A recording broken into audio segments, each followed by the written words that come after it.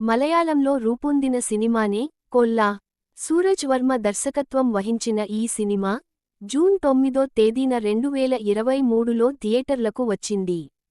Rajisha Vijayan, Priya Prakash warrior ప్రధానమైన పాత్రలను పోషించిన ఈ సినిమా ఈ రోజు నుంచి ఈటీవీ విన్ లో స్ట్రీమింగ్ అవుతోంది. ఈ సినిమా కథేమిటనేది చూద్దాం.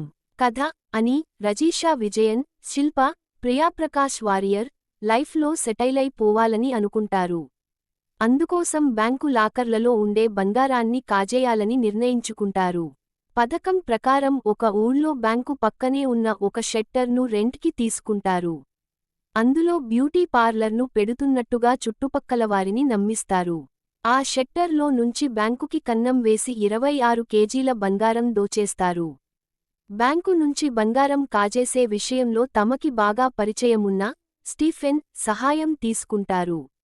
ఏమీ ఎరుగట్టుగా అని శిల్ప అదే ఊళ్ళో ఉంటారు. స్టీఫెన్ ఎవరికీ అనుమానం రాకుండా ఉండటం కోసం ఆ బంగారాన్ని తన విలేజ్కి తీసుకుని వెళ్లి ఒక పాడుబడిన ఇంట్లో దాచిపెడతాడు. ఈ కేసును పరిష్కరించడం కోసం పోలీస్ ఆఫీసర్ ఫరూక్ రంగంలోకి దిగుతాడు. అన్ని వైపుల నుంచి ఆధారాలను రాబట్టే పనిలో ఉంటాడు.